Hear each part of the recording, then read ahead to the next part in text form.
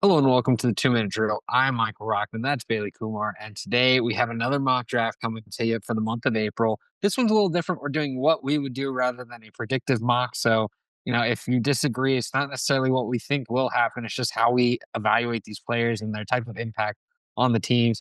Bailey, how are you doing today?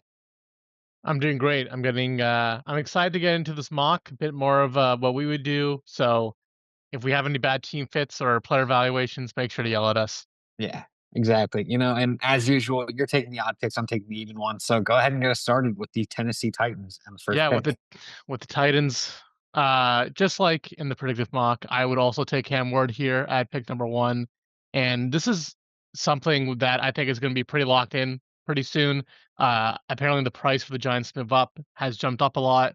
Price I don't think the Giants are being are will be willing to pay, especially with how much of a hot seat their current front office is. So I think that the Titans will stay here and pick, and I think they'll take Cam Ward here. Yeah, I like Ward. I think he's a fun player, and I think when it comes to the quarterback evaluation, it's just kind of like, do you think this is going to be a good quarterback that can elevate your roster? And sometimes that's enough to warrant the number one pick. And I do think Ward kind of brings that.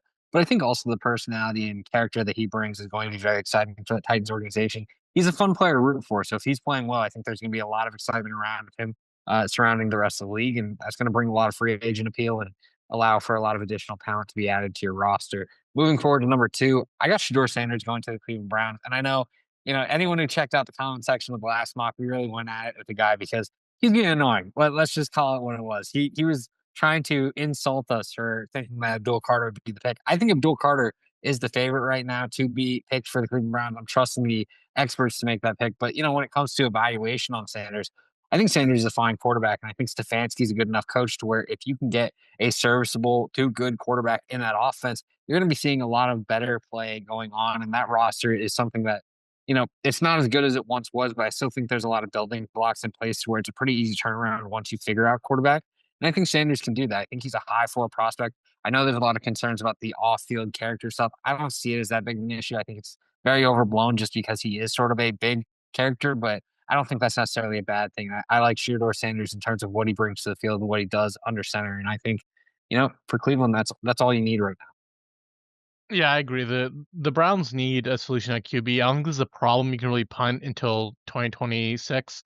There are rumors that they'll bring in Kirk Cousins, but I don't think you can trust Kirk Cousins to start for you for a full season. And I don't know, like patience has to be wearing pretty thin with this regime. Like they made a big swing, they missed, and how long do you give them a chance to kind of recover from that? And I think they are on the hot seat more than I think people would want to kind of admit. Yeah, absolutely. So now moving forward to the number three pick, New York Giants now kind of left without the top two options of quarterbacks. What do you have them doing? Yeah, I'm taking Travis Hunter. In this situation, the Giants just kind of need to nail this draft to buy themselves another year.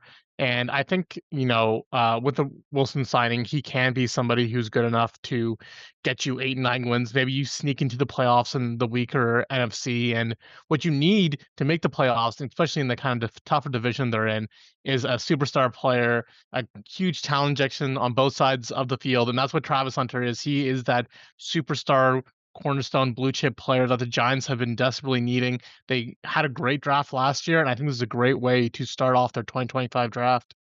Yeah, he's one of my top receivers in this class, and I think he's going to be playing receiver if he gets drafted here. The Giants, they have a Debo and Banks on their defensive secondary, so I don't think the need is there necessarily to where he needs to be playing cornerback too much. Get him in at receiver, opposite of Neighbors, working with Slayton that can kind of be that deep shot guy. And I think there's a lot of weapons in that offense. The exciting aspect of Tyrone tracing the receiving game as well. You bring in Travis Hunter, and that offense is really just a quarterback away. I know that's not what you're necessarily looking for when you're a regime that's probably on your final few seasons before you kind of get canned. But I think with these circumstances, you can't just force a quarterback. A guy like Dart isn't worth the third pick. So I think getting a talent like Travis Hunter is definitely worth the acquisition here at number three. And it's a similar story for number four, not necessarily a needed quarterback, but you kind of just have to take the blue chip talent when it's available to you. Maybe there's a bigger need on the offensive line. Maybe you want a different type of player at receiver to add a playmaker to that offense. But Abdul Carter's the best talent on the board. So I have the Patriots doing that with the fourth pick. I think he is a great pass rusher. The versatility, the athleticism, the speed off the edge, the production they turned in with just 1 year of true starting edge experience. I think all of it's very exciting. And I think he's going to be a very high end edge rusher in the NFL. For the Patriots, yeah, you got Harold Landry in free agency. Yeah, you have Caleb on Chase arm. But I think it's something where you really just kind of look at what is your long term piece there. And getting a guy like Carter can be your franchise setting edge rusher to where you're really kind of excited about that position and it's the strength of the team going forward.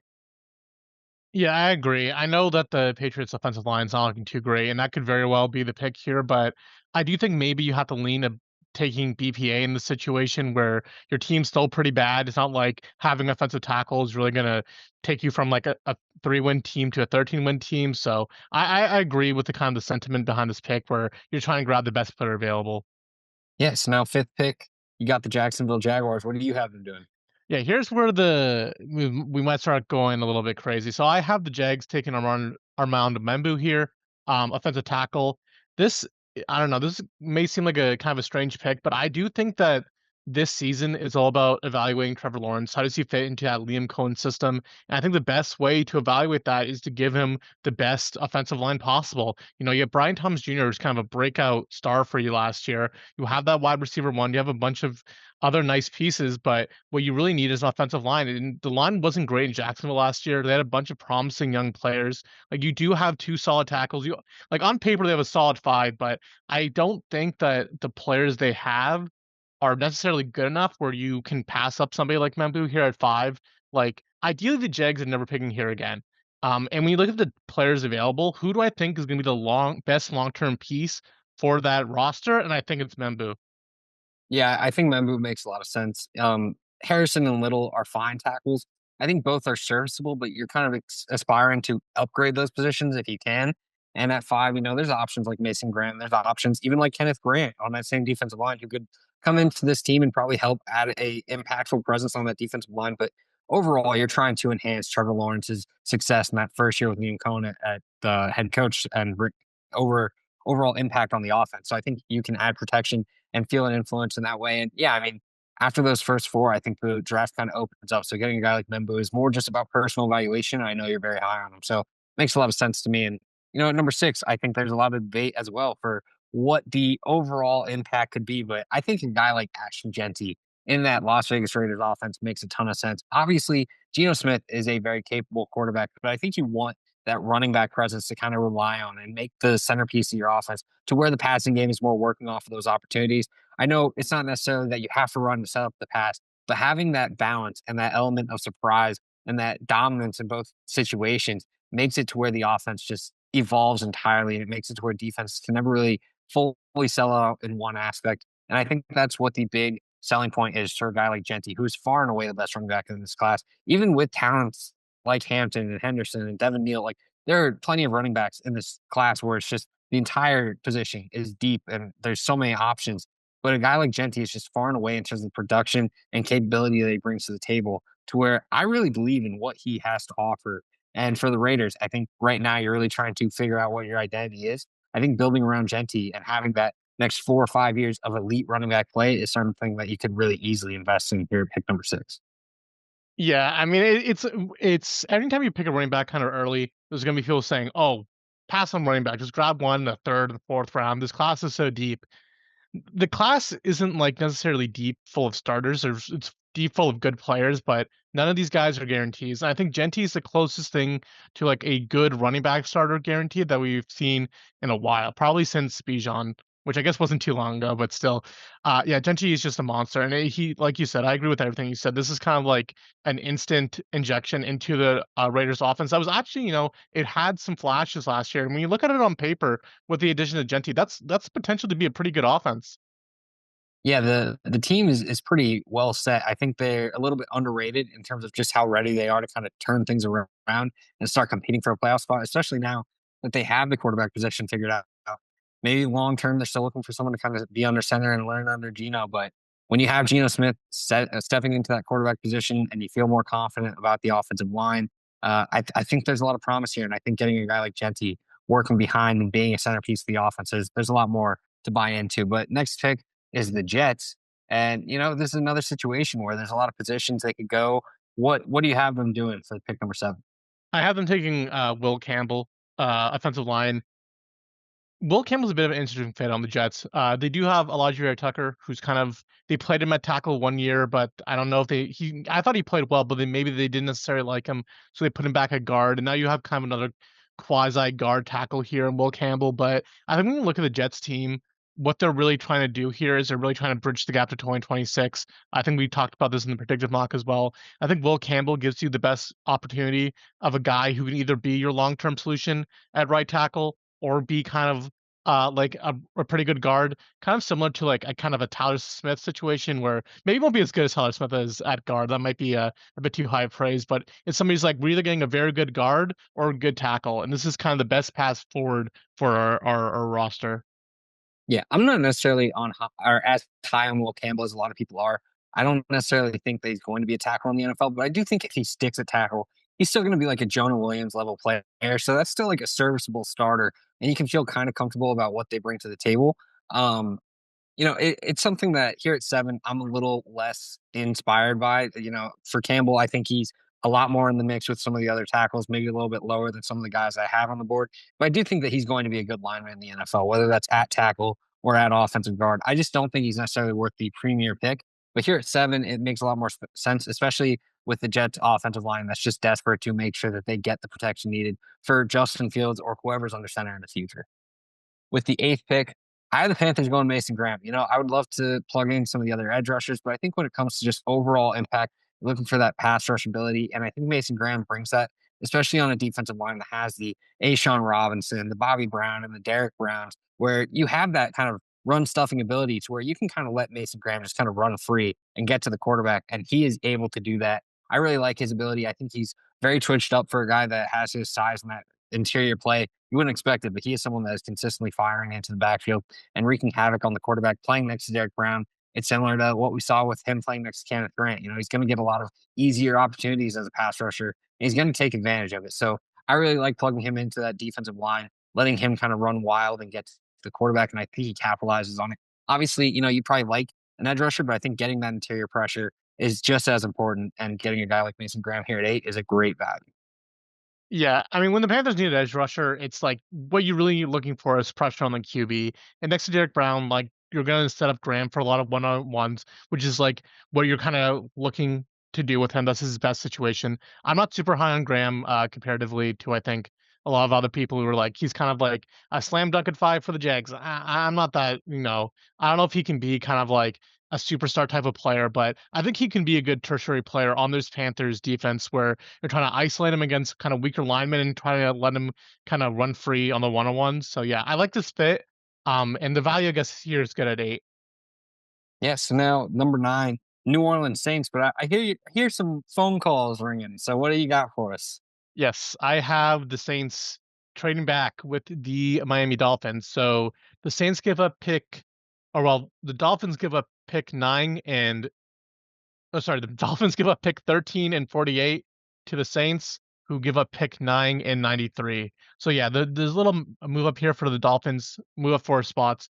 The Dolphins are kind of in a really weird spot in their roster where they just start kind of need like elite talent. Like simply drafting a good player isn't enough anymore for them kind of stay at their rosters, and they've bled so much talent over the last couple of free agency. So you need like elite cornerstone type players here.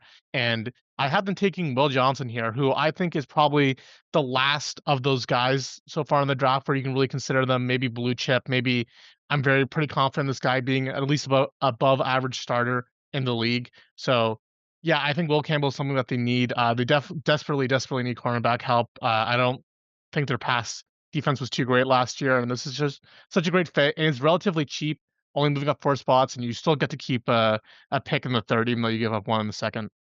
Yeah, I mean, Jalen Ramsey's obviously getting older, so you kind of want that next guy in line to kind of be the top cornerback for whenever that happens. You know, they also just don't have a lot of great depth outside of Jalen Ramsey. I think the projected starter is like Storm Duck or maybe Cam Smith if he's still projected to be outside with Cato in the slot. I'm not sure on the pronunciation there, sorry, but it's an interesting situation, and I think the Dolphins have proved that they can kind of make good value in the trenches. So now it's about making sure your secondary is strong enough to where you can kind of set up those opportunities for the trenches. The interior defensive line play was actually very impressive for what I expected. Guys like Zach Seiler just completely took that next step. Benito Jones, I mean, I'm excited for him now with that defensive line. There's just they make great value out of guys that you wouldn't really expect. So getting that secondary play to where it's easier for those front seven players is how you kind of take that next step as a defense. And I think having a guy like Will Johnson who can kind of play that cornerback two role until Jalen Ramsey is either retiring or leaving. I think it makes a ton of sense, and I think it helps elevate this defense. I know a lot of Dolphin fans are looking for offensive help, especially on the offensive line. I think with McDaniel's scheme, I don't really trust them to do that early. If they are going to do it, they probably look for value on that day two, day three selections. And here at 9, I don't think it is too big of a swing to go and move up and try to get Will Johnson. With the 10th pick, I have the Chicago Bears. This is an interesting one because I think when you talk about the Bears, you kind of have to assess their roster is very good. They have a very complete starting lineup to where whoever you're drafting, you're kind of drafting knowing that there's a chance that they aren't even a starter on opening day. So for me, I look at who's going to create the biggest impact for this roster. And for me, that's Kenneth Grant. I understand that some people think Grady Jarrett is going to be able to just kind of serve as that nose tackle that's maybe a little bit smaller, but does his job in that 4-3. I think Kenneth Grant opens up some great opportunities to where everyone around him is going to get opportunities to get into that backfield. You have the dominance of Montez Sweat. You have Odeyingbo, who we both like as a free agent acquisition. Austin Booker was added on that edge room. So there's talent in terms of just like ways to get to the quarterback. But I think getting a guy like Kenneth Grant, who is a suction cup of blocking like emphasis, it opens up opportunities for everyone else. And that's how you really kind of create success for everyone on that defensive line. It gets just everyone kind of elevating their play. And I think it's going to help out that defense. I understand that a lot of people are looking at guys like Kelvin Banks, Joshua Simmons, maybe one of these tackles if they didn't get drafted in the top 7 here, as potential replacements for Braxton Jones because he's going to be a free agent soon. I don't know if I necessarily love that. I understand the thought process, but I think I trust Braxton Jones getting another season and seeing what he can do before addressing the position. And I think getting a guy like Kenneth Grant at nose tackle is worth the acquisition. And I think it's going to help elevate this roster. Yeah, I think what the Bears need to do here is take a player that they kind of don't have on their on either on their defense or on the offense. I think on their offense they're pretty set. And on defense, there's a couple places that you kind of look, but I don't think they have a real good run stuffer from their defensive tackle position. And that's what Kenneth Grant does. That's what he's best at doing. Kind of throw him in there, and he's going to clog some lanes, open up some stuff for your other players. He's not like the sexiest pick here, but I do think it's something that's pretty valuable to the Bears and something that they're definitely missing from their roster. Yeah, and Andrew Billings is fine, but I don't think it's enough to necessarily pass over a guy like Kenneth Grant, who I think the world of at that nose tackle spot. But moving forward to pick number 11, the San Francisco 49ers. What do you have them doing? Yeah, just like in the predictive, I have them taking Walter Nolan. I'm so high on Walter Nolan. I think he's such a great player. He's exactly what the 49ers look for, the defensive tackle, those kind of penetrators from the 3 tech spot.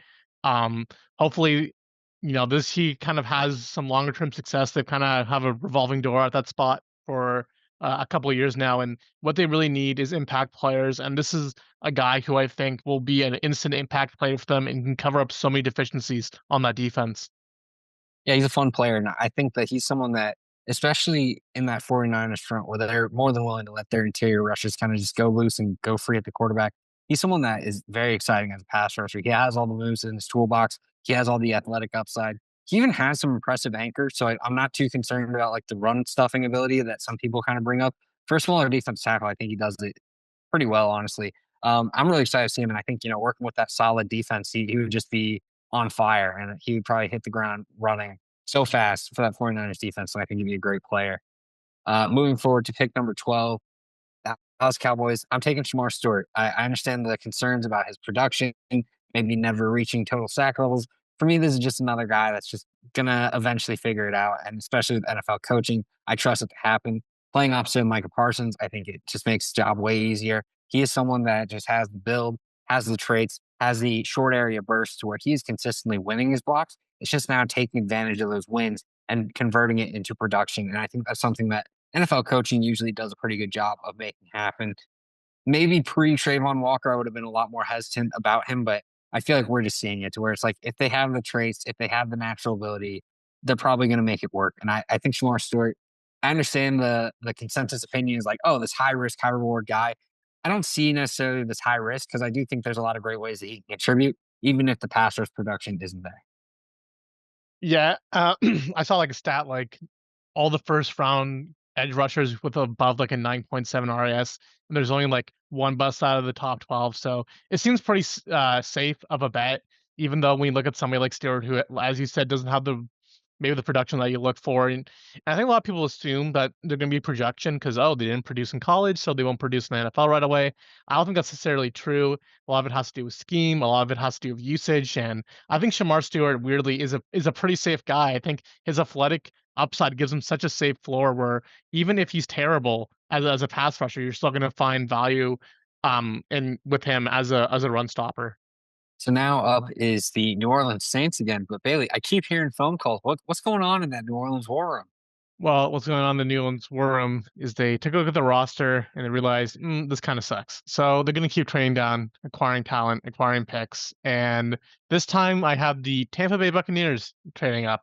In this trade, the Bucks give up picks 19 and 84 for pick 13. And with pick 13, I have them taking Jalen Walker, linebacker, edge, Georgia. This is kind of a two needs and ones pick for the Buccaneers, who do need another linebacker and they do need an edge rusher. They kind of need both of them. And Jalen Walker is somebody who I think can fit both roles pretty well. I think he's a pretty talented player who showed that he's pretty adept at rushing the passer and kind of the more traditional linebacker stuff. He still is a bit new. Uh, Not new, a bit inexperienced with his linebacker stuff. He's definitely needs some more reps, some more snaps there. But I don't know. I like what I saw, and I like the upside that he has in both positions. Yeah, I do think it's important that the Saints sort of capitalize on trading down to help build out the roster. But for the pick itself, I think Jalen Walker is an exciting player, and I think he fits into that bull system to where he can kind of rotate around. He can be that edge rusher, that linebacker, work around that front seven, and find ways to contribute. And I think he'll make it work, especially with how they use Devin White. They let him kind of rush after the passer a lot, and it worked pretty well for them. Even though Devin White maybe petered out a little bit as he furthered along in his NFL career. But I think Jalen Walker can step in and find ways to contribute right away. With the 14th pick, Indianapolis Colts. Look, I'm not as high on Tyler Warren, so I'm not going with the chalk pick here. I'm going with Jihaad Campbell, the linebacker out of Alabama, a guy that I think kind of does it all. He is similar to Walker, where he can rush the passer if you need him to, but I think what he does best is his play range, his instincts, and his ability to just trigger to the football, especially when downhill in pursuit.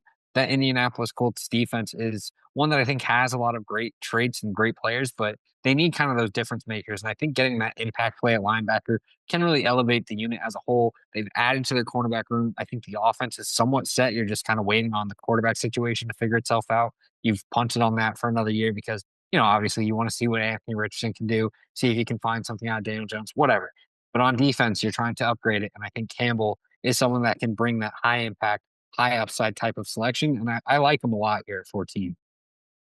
Yeah, this is an interesting pick. I don't know if I necessarily agree with the value or the team needs, but in the system of the Colts run, I do think Campbell is a good fit in what they like to do on defense, kind of that attacking style that that Campbell's great in. But yeah, I kind of think they have bigger needs elsewhere. But Campbell's definitely a very talented player. I don't think this is necessarily like a bad pick. I think this is kind of like a medium pick, which is what the Colts usually do anyways on draft day. So this might be more predictive than we think. Yeah. Well, now we're going to number 15, the Atlanta Falcons. And talk about predictive. Bailey, go ahead and tell us what you're going with. Yeah, back to the predictive picks. I maybe I should have spiced this up a little bit, but I had them going back to the well, going back to Mike Green, edge rusher. Just to touch on what we said in the last mock video, this guy's so versatile, such a great fit in the Rams kind of a defensive system, so pro ready. This is just there's other positions that I considered here, like tight end maybe, but I think edge rusher overall is their biggest need. And as much fun as it would be to kind of theorize about other picks, this is clearly what they need the most, and probably what they need the most for the past five drafts. Yeah, there's not much more to say than what I said last time. This is just such a Raheem Morris pick. Getting the guy that can specialize as a pass rusher, you'll make up the difference in the run game, and it's probably going to work out pretty well. Whether it's Mike Green, James Pierce, maybe like Donovan Ezraku if things get a little crazy later on draft day, but I really think he's going to go for one of those kind of pass rush specialist guys and make up the difference in maybe the other facets, and it's probably going to work out pretty well for him.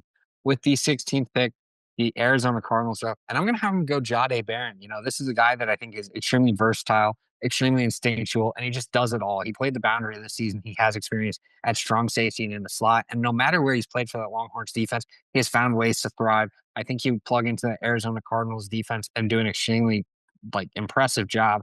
Whether you want him in the slot or on the boundary, he's going to find ways to contribute. They have had a pretty competitive roster. I think they've done a really good job of rebuilding that defense, but it's just now adding those final pieces as you're kind of banking on Kyler Murray in this offense to kind of take those next steps to help this team compete for a playoff spot. They were pretty close. I think Cardinals are one of the more underrated teams in the NFL just because they haven't necessarily had that next level of success compared to the Rams and the 49ers and the NFC West, but they're very close to knocking on that door for the NFC playoff spot. And with a good pick and a good draft, I think they could do it. And I think Jahdae Barron's a good pick. Yeah, the Cardinals are a bit of an interesting situation. I'm a bit lower on the team, the roster than you are, but I think that's might be because I'm not a huge Kyler Murray believer. Um, I probably would have gone tackle in this position. I do think that Jonah Williams really isn't an answer at right tackle or a reliable one, especially when you have somebody like Kyler who kind of likes to extend plays. You need somebody who's probably a little bit more solid than Williams, but if they do look for defense, I do like Barron is kind of like you said, the dynamic playmaker. Their corner room is pretty young right now. They could always use more guys trying to figure out who their best three are to have on the field in nickel packages. Whether you play Barron on the outside, then on three cornerback sets you bring them in at nickel or something like that. I think this is a good fit for their defense, but I probably would have gone offense with this pick if I were the Cardinals. Yeah, it makes total sense. Well, now the Cincinnati Bengals are on the clock, but it's a phone ringing again. This time it's my Los Angeles Rams, like the team I'm possessing. I'm not necessarily a fan of them. And they're trading up to number 17. And this time it is going to be Tyler Warren. Look, Sean McVay was heavily in on Brock Bowers. And I'm not saying Warren is necessarily that Bowers type of player, but I do think that kind of versatile playmaker from the inside is something that McVay is looking for. And getting a guy like Warren here at 17 makes a lot of sense. You're willing to trade up if you're the Rams. You've always been aggressive as an organization. And I have the trade being they send 126, 390, and a 2026 third round pick to the Cincinnati Bengals, and they get pick 17 back. And I think, getting a guy like Warren, especially with Higbee kind of getting older, coming off that ACL injury, didn't necessarily look 100%. Not that he was expected to, but you aren't sure if he's going to reach that again in the future. You get your future playmaker at tight end. Obviously, you have Puka, you have Adams, but Adams isn't necessarily going to be the long-term fixture at wide receiver. If you have two pass catchers and Warren and Nakua long-term for this offense, you're probably feeling pretty good about whoever's stepping in at quarterback post Stafford. Yeah, and just from the Bengals perspective, I think this trade down makes sense. They kind of have a bit more holes in their roster than I think they want to admit. I don't think this is like we're one piece away, one huge rookie contributor away from getting back and going on a Super Bowl run. It's more like we kind of solid depth across the board. So picking up some extra pieces or picks here is nice for them. In terms of the Warren fit on the Rams, I do like this a bit more than the Loveland pick that we had in the predictive mock. I think we get him Loveland. Warren is a bit of a better fit in that Ram system. I think he's a bit of a better blocker, not by a ton, but he's a little bit of a better blocker. Is obviously his versatility gives him some a little bit more threat on the offense where he can do some weirder stuff and maybe at least some crazy tight end screens. I'd be excited for that with McVay.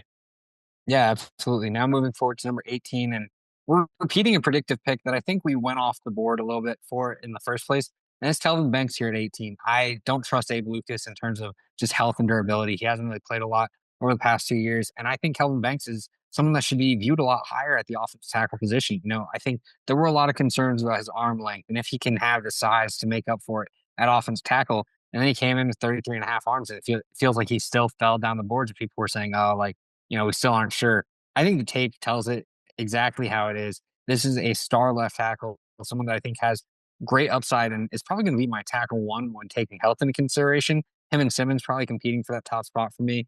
And I just think Kelvin Banks is someone that if you're the Seahawks, whether you're playing him at guard or at right tackle, this is going to be a very good player, a very good contributor, and someone that you can trust to really bolster that offensive line that struggled so much last season.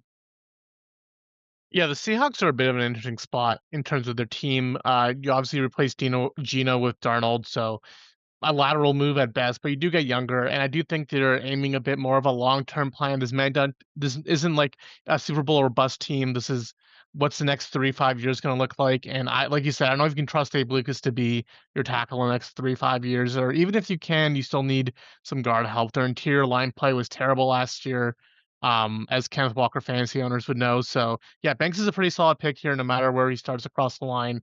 And yeah, I haven't seen him, so I can't speak too much about his abilities. But yeah, I do like to pick from a purely kind of fit need It perspective. Yeah, now it's New Orleans Saints at 19. Are they trading back again? Are they picking? What do you have doing here? This time they're gonna pick. They're gonna take somebody who's falling a little bit. Ted McMillan, wide receiver out of Arizona. Probably a bit of a fall for him comparatively to what people may expect, but that 40 time was pretty rough, and his profile player is a little bust heavy, especially of late. Like for every kind of T Higgins and Drake London, you have like the Traylon Burks and the I'm still holding off hope on him, but Quentin Johnston. So we'll see. The archetype hasn't been doing extremely well lately. So this may be a bit of a shock to see him all the way down 19. But I think this is pretty realistic. And what the Saints need is playmakers. They need offense. They just hired an offensive minded head coach and who would love another weapon across Olave. Yeah, this is the range where I start to feel a lot more comfortable with McMillan. I think he's a good wide receiver. I don't necessarily have too much question about him being able to succeed in the league. There's obviously been a lot of heat on him for the secret recording of him saying he doesn't like to watch tape, whatever. Like stuff like that is pretty common outside chatter that doesn't mean a lot in terms of the draft process. There's plenty of good players who don't like to watch tape in the NFL and they still make it work. I trust McMillan in terms of skill set and what I've seen on tape.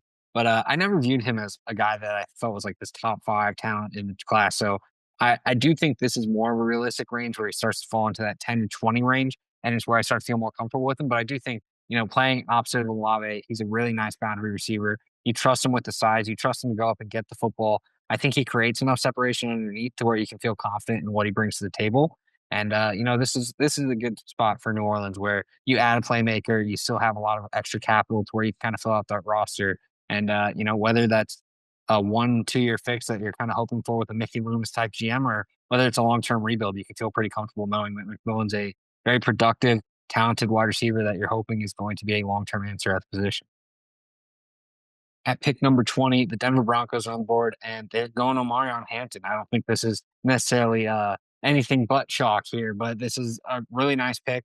I think fate, like I said, could very easily change this up just because they had a North Carolina running back last year. They're going to get another one.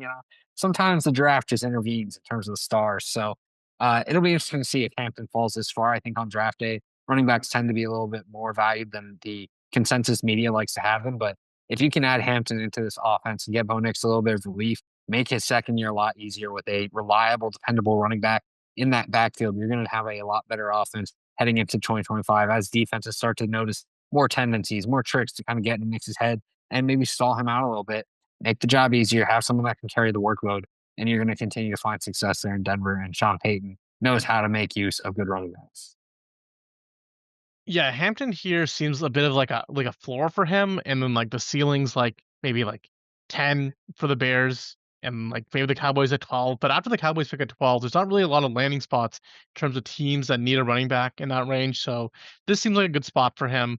Like I said before in the predictive one where I think we have the Broncos here, this is a great fit for the Broncos where Hampton's somebody you want kind of running behind a good line. The Broncos have one of the best defensive lines in the NFL, so this seems like a match made in heaven. Yeah, and speaking of a match made in heaven, we're going to have a trade up at 21. The Buffalo Bills are sending the 30th pick, the 62nd pick, and the 100th pick for number 21 and number 83 to the Pittsburgh Steelers. And the Buffalo Bills are taking Matthew Golden. This is someone that I'm really high on when it comes to evaluation. You turn on the tape, and I think there's just so many great traits. This is someone that, it wouldn't shock me if he's someone who continues to rise up the boards. He's obviously generated a lot of buzz to the draft cycle. I think he has all the traits in terms of separation, ability to play inside, outside. You can plug him into an offense and really depend on him to find ways to separate, get open, and reel in the catch. Uh, I don't mean to throw Quinn Ewers under the bus, but I feel like this is a guy that probably doubles his production if Quinn Ewers is more consistent when operating downfield because there were so many times where Golden just generated so much separation deep and Ewers just completely missed him. So this is a guy that I think has the production in terms of what I saw on tape, the abilities, the traits. This is someone that if you're plugging him into an offense with Josh Allen, that has Khalil Shakir, Keon Coleman in that offense, you're feeling very comfortable about what that passing attack can do to any defense. And for Buffalo, you don't mind paying a little bit to trade up and add that weapon to really elevate the offense, take them to yet another level.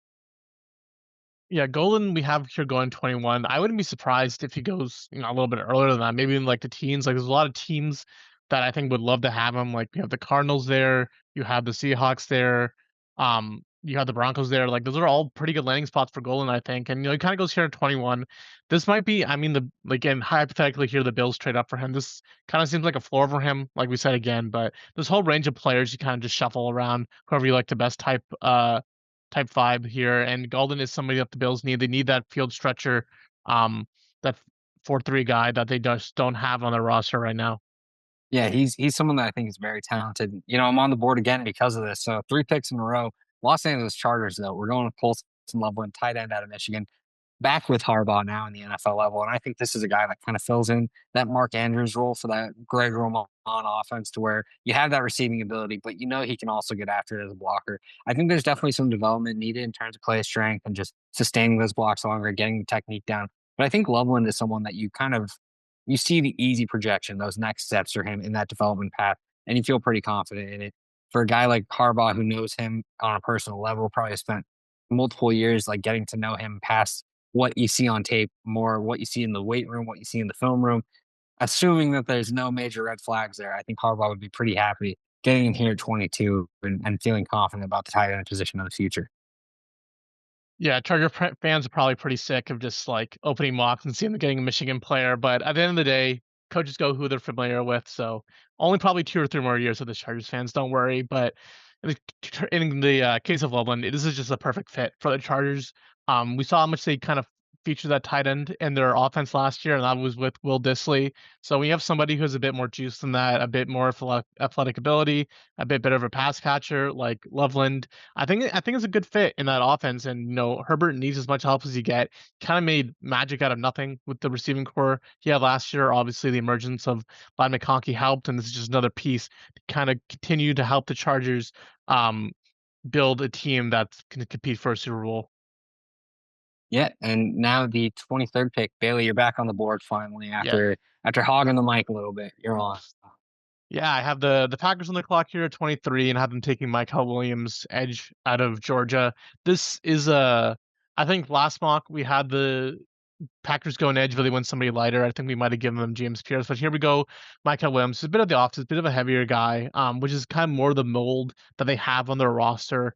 And I when defensive corners come in and build a scheme, they build a scheme around the players that they have, and so Mykel Williams fits kind of the scheme with the edge rushers that they already have. He's a bit of a work in progress, but that has never stopped the Packers before from making a pick at edge rusher, especially when you look at that room. All kind of projections, and this is somebody who does have a solid base as a run defender, who you can play inside, kind of play at 5 tech, and you're kind of okay about it. You're not really cringing when you see him on the field, and it just seems like a pretty good needs fit for them. But when you look at the Packers roster, they're pretty set. The roster is pretty good. I know a lot of people say that about the Bears roster, but I think the Packers roster is also kind of in that boat where any pick may not be making an immediate impact for them, but this is something that I think they need long term. I don't know if you can really count on Lucas Van Ness to be a long term starter at the edge position. Yeah, I think getting that third piece is huge for the Packers, and I agree with you. They're a very complete roster to where you're kind of taking just who you think is going to find a way to contribute into this lineup. And I think getting that third edge rusher can really help elevate the team, especially when we saw both Lucas Van Ness and some of the other options on that roster. They played and they looked okay, but I think getting that solidified starter would probably make you feel a lot more comfortable heading into the season. And if Van Ness comes along, or if I'm blanking on his name. It's like I think it's Kingsley and Agbury, but I'm Yeah. not sure. It's Yeah. a lot of guys were just like not necessarily proving themselves as a long term answer. They're just showing like, okay, there's some flashes there. There's some reasons to believe. But if Enagbari or Cox can be that guy, then maybe they go a different position. But when a guy like Mykel Williams falls here to 23, who again, like you said earlier, probably like a floor for the guy in terms of just like draft range. But if he's there, I mean, this is an easy person to scoop up for the Packers and feel very confident about their edge rushing group going forward. With the 24th pick, the Minnesota Vikings are on the clock, but I have a trade happening. The New England Patriots are moving up. They are sending the 38th pick the 77th pick, and a 2026 fifth rounder for the 24th pick of the first round. Minnesota Vikings trade back a little bit, and the Patriots are adding the offensive tackle that they've been looking for in Joshua Simmons out of Ohio State. Obviously, the question mark is what is Simmons' health? If he has a green medical record and everyone feels confident about him, this is someone that can easily go a lot higher than people are projecting him right now. If there's concerns, then maybe he falls a lot further than people are projecting. So maybe 24 is a little bit unrealistic because it feels like he's going to boom or bust one way or the other. But right now, this seems to be where the draft range is for him. And for the Patriots, you're willing to kind of take that gamble because this is a high end prospect at offensive tackle that you can plug into that left tackle spot. Darian Lowe, I think, is a decent backup left tackle, but he's definitely not the long term answer at starter. You have your Morgan Moses right tackle option. You have Caden Wallace waiting behind him. You have some interior adds that you have made to where you kind of feel confident about the offensive line at least being below average instead of terrible. But you need that left tackle position solved. And if you can get Josh Simmons here at a value while still answering hopefully the long term projection of the position, you're going to feel very confident about building up this offense moving forward. Yeah, Josh Simmons definitely has the most interesting kind of range out of anybody in the draft. And like you said, all depends on medicals, but I kind of feel like this is the most likely outcome for him. Like the medicals aren't going to come back 100% clean. There's going to be like maybe there's going to be some long-term damage there. If he's completely like healthy, this is that'd be a pick at 10 for the Bears. And if he's like super injured, he might fall, to the third, fourth round. So I think this is kind of most likely outcome for him where it's like, yeah, there's something there, but you can't take the risk on him with his tape and the pass protection that he's shown. And the idea right now is just to keep Drake May as healthy as possible. And I don't know if you can really accomplish that with the line he has now. So you really need a good pass protector, and Josh Simmons is the best pass protector, I think, out of all the offensive tackles in the draft. So this is a good match and a good value for the Patriots to trade up and grab him here. Yeah, absolutely. Now, 25, the Houston Texans are on the clock. What do you have them doing here? Yeah.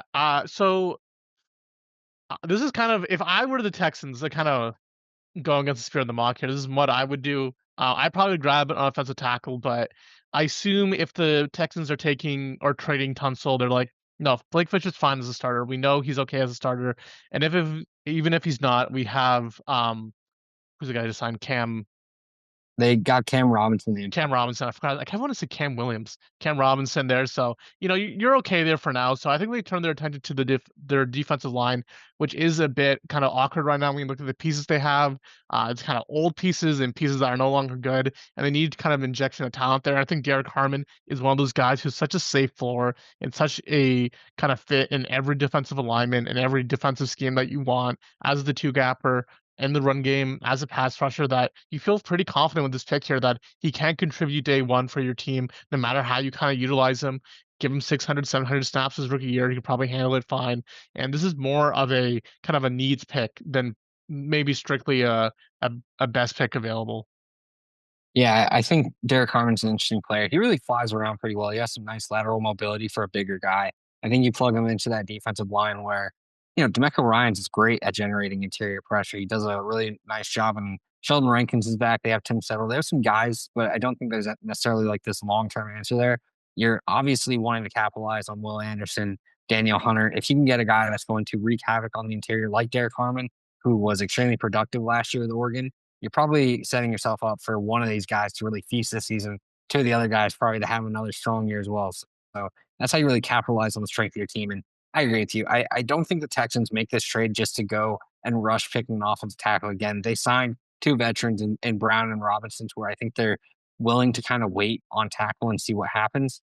I don't know if it's necessarily the move I would make, but I understand if they just kind of say, okay, now we're good for the year. We'll figure it out later. But right now we just want to capitalize on the draft capital that we can get to really elevate some of our other pieces.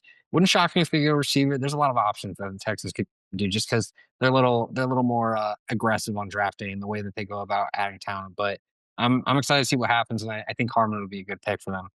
You're back on the board though for the next two selections. The Bengals here though at 26 after trading down. What do you have them Yes, doing?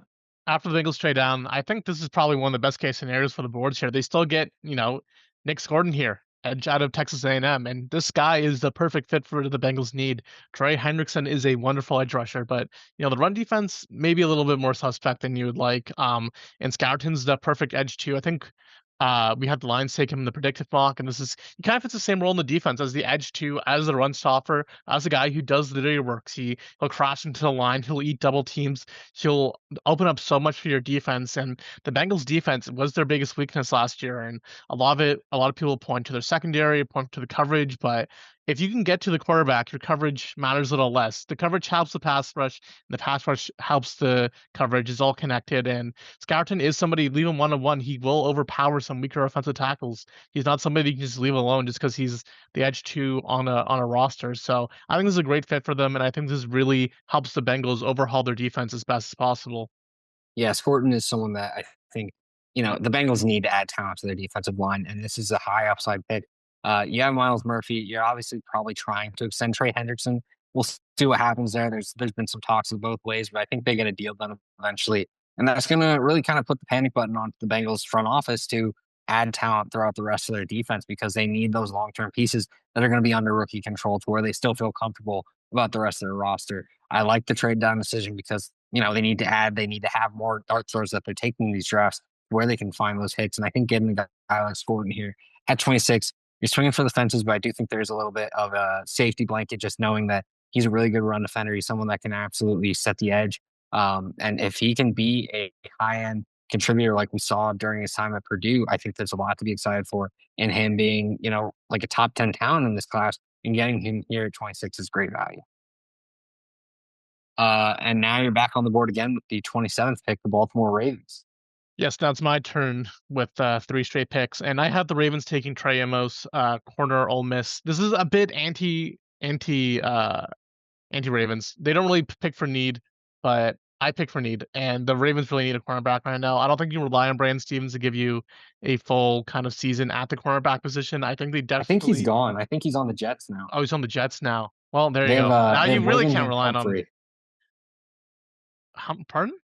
They have Wiggins and Humphrey, but they don't have Wiggins and like Humphrey, but they play Humphrey at slot now, anyways. So now you really need an outside corner. See, I didn't even see that happen. So yeah, now you really need one. I guess you have TJ Tampa right now at that spot as your projected starter. So maybe add somebody for competition. Trey Amos is a really good corner. He's definitely somebody who can be a cornerback one. Maybe you don't even need to be a cornerback one. You just need to be a cornerback 3. And he has that ability in that Ravens scheme, what they like to do out of their corners. He's a great scheme fit. He's a great player. And maybe there's a bit of reach for him in terms of where his actual value is relative to the players on the board. But I think this is a really good fit for what the Ravens need. Yeah, I think honestly, if I'm looking at this board and I see the Ravens come up on the clock, I think it's between guys like Amos or maybe like James Pierce. But getting a guy like Amos, I think it's a great pick here. And I don't even think I disagree with the value. I think he's a really talented cornerback, a guy that can handle the boundary. You need that opposite of Wiggins, especially because Wiggins is a very talented guy, but I think he's definitely more of a finesse corner, whereas I think Amos is very aggressive at the catch point and kind of matches that Ravens defensive mentality. And I think it fills out the secondary. They did add Chidobe Awuzie in free agency, which I think is a fine like free agency band-aid if worse comes to worse. But I think they're looking to add that talent. And I think getting a guy like Amos long term in that cornerback room, you're feeling really confident about him and Wiggins long term as your starters. And I think, yes, it is very need centric, but it's one of those where the talent makes up for it to where it's not necessarily just desperately trying to fill a need. It's more just you're adding talent and addressing a big roster hole. And I think the Ravens did a great job here at 27. With the 28th pick, Detroit Lions. For me personally, the Lions have won football games with their offensive line, and I love Donovan Jackson in this year's class. He is a dominant offensive guard. He just mauls people. You look at the Oregon tape, and he shut down Derrick Harmon in both matchups. You look at his time at left tackle, and outside of like going against Abdul Carter in his first career game there, he showed some really nice potential. And there's people talking like, should this guy be an offensive tackle in the league? I'm not there yet. I think he's an offensive guard, but this is a very dominant offensive guard. You are kind of looking to replace the hole left by Jonah Jackson and, Kevin Zeitler last year. And, you have your options. I think Christian Mahogany was a fun prospect, a powerful guard that cleared out some space. But overall, I think you want that long-term answer. And I'm willing to do that with Donovan Jackson because he is just an absolute stud in the run game, in the pass game. He does it all. He's probably going to be someone that's in my top 10 of just overall grades for this class. And I understand the offensive guard grade isn't necessarily going to hold the same weight as like someone who's a little bit lower at a position that has more value. But You're the Lions. You won games because you filled out your trenches routinely. This is Brad Holmes, who's drafted, linebackers, running backs, tight ends with high priority picks. I don't think he hesitates if Donovan Jackson's on the board here at 28. And I think Lions fans, maybe they'll gripe on draft day, but they will be very happy to have him on their team in the future.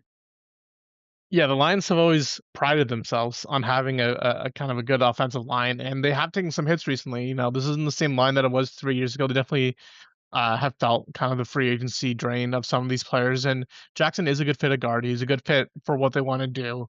Um, and like you said, Brad Holmes isn't really afraid of taking low, value positions or positional value. He doesn't really care about that. He's really just going to take what he thinks is the best player. I do think the Lions may maybe have more pressing needs on their roster that they need to address. Ideally, you do get another rusher. We saw what happened to their edge room there. Probably another cornerback that are took two rookie corners, didn't really perform as at the standard that you want them to, but maybe you go the vet route just so you don't, roll the dice on another rookie. So yeah, I don't hate this from a pure like fit standpoint, but I think there is better value on the board for the Lions, especially at edge rusher, but you know, the Lions have always skewed what's expected of them. So I don't see this to be any different, or don't expect it to be any different. Yeah, now the Washington Commanders are on the board at 29. What do you have them doing here? I'm taking James Pierce. I think Pierce is a really interesting prospect. One of the more unique prospects that I've seen. He's a speed rusher who can't really bend. I don't know if I've seen that before, but I mean, it works for him. He does get his pressures. There's going to be questions about how does it translate, and you know, I feel like that's a fair question. There's a lot of red flags in his profiles, but also a lot of green flags, and maybe they balance each other out, and that's why he's here at the end of round one. The Commanders need edge talent really badly. Dan Quinn is kind of the master of getting sacks and productions out of kind of lower quality edge players. But his best season was, with on his defense when he had the Micah Parsons type player, that true edge one player that could just run havoc on a defense. And I think James Pierce isn't that, but he's like the closest you can get to that at this position, where they're drafting, where you kind of rely on him to be that kind of main focus of a defense in terms of rush playing your edge one, where you can kind of set him up to kind of do damage against offensive tackles. Yeah, he's a very fun player and someone that I think has shown that he can be productive off the edge. Not trying to be too much driven on production, but that type of consistent dominance at the SEC level is going to speak volumes to teams. And I think he can be a very exciting piece in that Dan Quinn defense where he knows how to find ways to help these guys produce off the edge. And I think Pierce would be no different. Moving forward, though, number 30, the Steelers traded down from 21. What do you have them doing here at 30? Yeah, so after the trade down, I have the Steelers taking Malachi Starks. I originally had this at Jackson Dart, but I know after thinking about it some more, I just don't think I can justify taking Starks in the first round. Just don't think he has the upside out of the QBs, and he doesn't really help with the Steelers' need. Where you probably want Starks to sit for a year, Dart, sorry, to sit for a year. He's not somebody that I would feel super comfortable with starting right away, especially in kind of an Arthur Smith offense, where it's not like complicated, but it's a bit more advanced of a system. Um, so with that in mind, I changed my mind and I gave them Malachi Starks, safety out of Georgia. I gave them a safety um last draft too. I really feel like they do need defensive back help, and this isn't a sexy pick for the Steelers by any means, but let's assume they get Rodgers. What they need now is they need defensive help, especially in that secondary, which I think is a lot weaker than maybe it looks like on paper. They definitely need some successors there at some key positions, and I think Malachi Starks with the versatility can help out there. Yeah, he's an aggressive player, and I think with Minka Fitzpatrick behind him, it really helps out to where he can really kind of pursue those big time plays and see what happens. And I think I agree with you that I don't think they necessarily need to go quarterback if they are bringing in Rodgers because the roster is kind of built to contend now. I think you have to try to go for it. You brought in DK Metcalf. If you're bringing in Rodgers, you're kind of assuming that you're not really saying, okay, now let's see what we can build for the future. Obviously, you'd like that to happen, but you're probably hoping that happens naturally with third, fourth round pick at the quarterback position and seeing if those guys kind of make those steps. But overall, I think Starks is a versatile playmaker that you can plug into the secondary. Maybe he's your long term answer at free safety once Minka gets older. But right now, you're putting him a strong safety and you're letting him kind of roam around and make impact. And he's continued to do that through his college career. So I expect it to happen in the NFL. Pick 31, the Kansas State Chiefs. What do you have them doing? Yeah, so this is a pretty bad board for the Chiefs. Honestly, a lot of their ideal positions, I just don't think there's a lot of value here. So I'm going with somebody who's I think is relatively safe at a position in need. I haven't taken Tyreek Williams, defensive lineman out of Ohio State. I'm not super thrilled about this pick, honestly, but I think this is the best Chiefs can kind of do. They desperately need somebody beside Chris Jones, and I think what we saw in the Super Bowl last year was them trying to sell out to stop uh Saquon Barkley against the run, and that kind of destroyed their defensive philosophy. They had to commit too many guys to it, and I think that's anti what Spags likes to do. So I think we take somebody like Tyler Williams. It gives you a lot more kind of assurance that you don't need all these guys in the box. You don't need to commit all these players to the run. You kind of rely on him to kind of do a lot of the dirty work, eat up a lot of the gaps that maybe not that's not traditionally what you see out of a Spags defense, but it's something that gives you a little bit, kind of a chess piece where you can put this guy on the field and you know that you feel confident in stopping the run, and he does have some pass rushing upside. He does have a little juice in his game where he's not completely useless on passing down. So yeah, maybe not the best value for the Chiefs, but I definitely think this fits an area of need. Yeah, he's someone that almost kind of surprises me that he's not viewed higher just because he's so massive, but he continues to make an impact both as a pass rusher in the run game and just in terms of just dependability from play to play. He's someone that does it all. And I think here at 31, it'd be irritating to see the Chiefs just be like, yeah, no, we'll take him. Why not? I mean, because playing off of Chris Jones, I think that would just be a very dominant interior and help them kind of take those next steps. They were kind of looking for in that Super Bowl. And, there's not a lot of weaknesses for a team that's gone 3 times straight to the Super Bowl, 2 of them victories in that favor. But this is a team that, you just need to continue reloading after you lose pieces in free agency. And they lost a lot in free agency on their interior defensive line. So refilling it with a guy like Tyleik Williams, you're feeling pretty confident going into that next season. With 32nd pick, this is definitely one that I think a lot of people wouldn't expect, but I really like TJ Sanders as the pick here, defensive lineman out of South Carolina.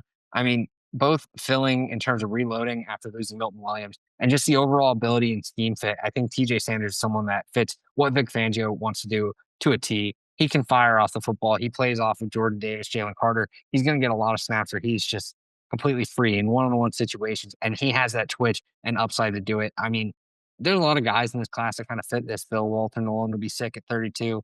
Just guys that are kind of like the hybrid defensive tackle. Shamar Turner is another guy, maybe a little bit later that the Eagles could consider. But TJ Sanders is such a fun player. And I know at 32, it might be a little rich for some people, but if the Eagles are just saying, look, what's going to fit what we succeed with, what we need to do, it wouldn't shock me if Sanders is the pick. And I think Fangio would turn him into an absolute monster.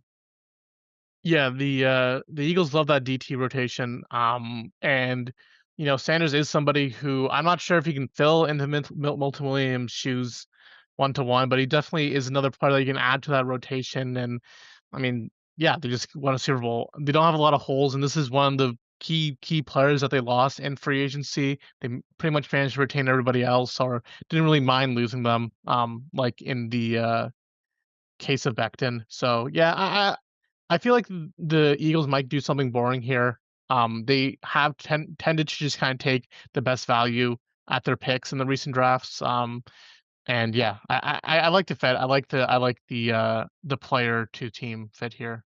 Yeah, well, that's all for the first round. Thank you for tuning in. Leave your comments in the comment section. Let us know where we went wrong. Again, this is just what we would do, not necessarily what we think will happen. That's Bailey Kumar. I'm Michael Rochman.